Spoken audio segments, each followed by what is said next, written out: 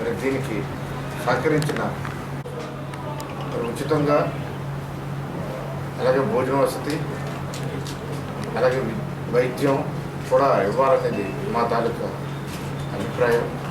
కాబట్టి తప్పకుండా మీడియా సోదరుల ద్వారా జాతీయులందరూ తెలుసుకొని మాకు సహకారాలు అందించాలని చెప్పి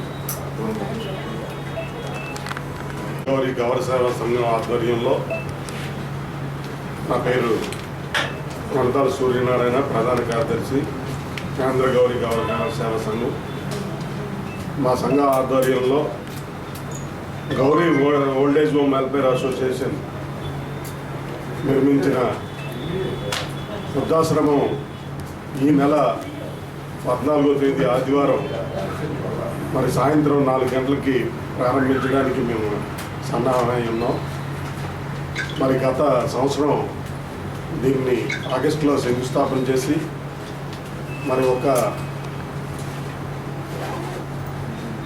9 నెలల కాలంలో పూర్తి చేసి నిర్మాణాన్ని రేపు 14ని మేము అందరికీ కూడా అంకితం చేయడానికి మరి ఇంచుమించుగా మా అధ్యక్షులు వారు చెప్పినట్టుగా మరి ఇద్దరు అమ్మాయిలు 250 గజాలు మా సంఘానికి మరి విరాళంగా ఇవ్వడం జరిగింది. దాంట్లో మేము నిర్మాణం తలపెట్టి ఒక 20 పడకలతో మరి వృద్ధులకి ఆశ్రమంలో మేము అవకాశం కల్పిస్తున్నాం.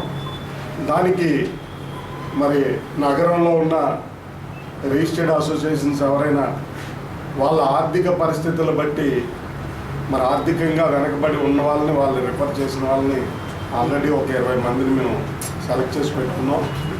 వాళ్ళకి పూర్తిగా ఉచితంగా మా వృద్ధాశ్రమంలో ఉచితంగా అవకాశం కల్పించి మా సాయి శక్తుల వాళ్ళకి సేవ చేయాలనే ఉద్దేశంతో మరి సేవాభావంతో చేస్తున్న కార్యక్రమం.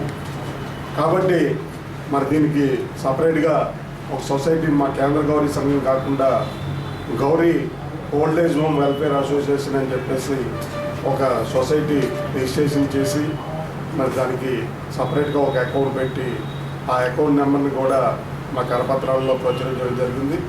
మరి మినిమంగా ఒక 1000 రూపాయల నుంచి మరి ఎంత దానికి విరాళాలు ఇచ్చినా సేకరించడం జరిగింది. మరి దాంతో ఈ నిర్మాణం చేపట్టడం జరిగింది.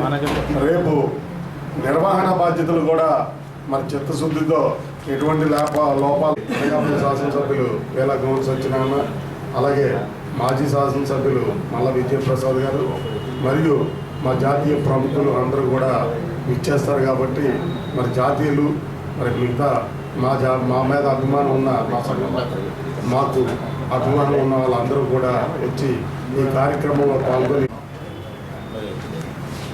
మీడియా సోదరుల ద్వారా మన జాతీయులకి మన అభిమానులందరికీ కూడా తెలియజేస్తున్నాం. తప్పకుండా ఆ కార్యక్రమాన్ని హాజరయ్యి జయప్రదం చేయవలసిందిగా కోరుచు. అలాగే మరి 20 పడకలతో దాన్ని మొదటి విడతగా స్టార్ట్ చేయడం జరిగింది. మళ్ళీ దాన్ని 2వ విడతగా కొంతమందితో మళ్ళీ స్టార్ట్ చేయడం జరుగుతుంది. కాబట్టి మీరందరూ కూడా దాన్ని సహకరించి అలాగే ఎవరైనా వృద్ధులు ఉంటే ఆ సంఘానికి తెలియజేయవలసిందిగా